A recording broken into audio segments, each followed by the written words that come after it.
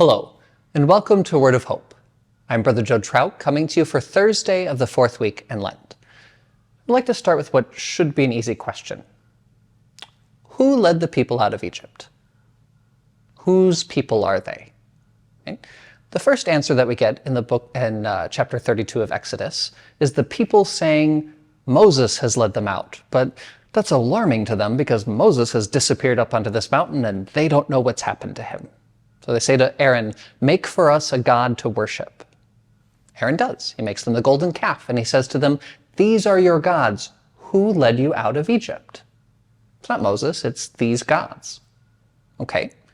On one hand, that seems closer to the truth, right? It's God who led them out, but not this calf. Then on the mountaintop, though, you have God seeing all this happening, saying, "Moses, get down there. Get down there to take care of your people who you led out of Egypt."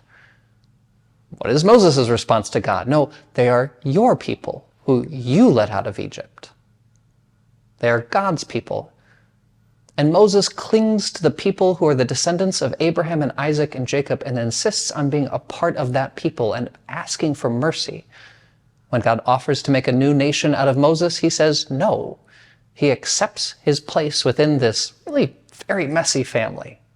In fact, he takes it even further when he comes back up the mountain later to atone for the sins of Israel.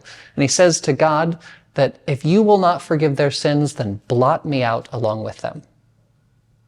God's response is that he will not blot out the innocent. Moses, who has not turned away from God, chooses to go down with all of these sinners if he must. That sounds pretty familiar, right? That Jesus Christ, though he was in the form of God, did not regard equality with God something to be grasped at. Rather, he took the form of a slave. He chose to become a part of sinful humanity and to go down with us who are absolutely guilty of sin. And yet, him being free of sin, he rose from the dead and carries us up with him. What I think is so significant in all of this is that the people here, the ones that we are a part of, are the sinful group. You and I are not Moses and Jesus. We are these rebellious, obnoxious, difficult Israelites.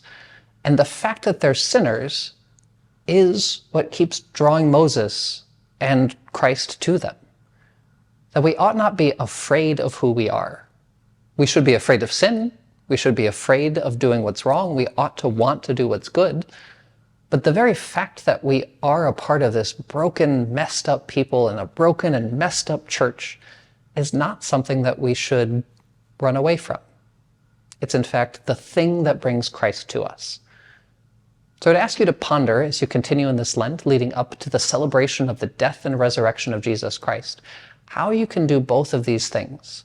Turn away from sin, and yet have the humility to identify with a sinful people, a people in need of a Savior. That is precisely what we have coming soon, and very soon. Okay. Have a wonderful day, and God bless.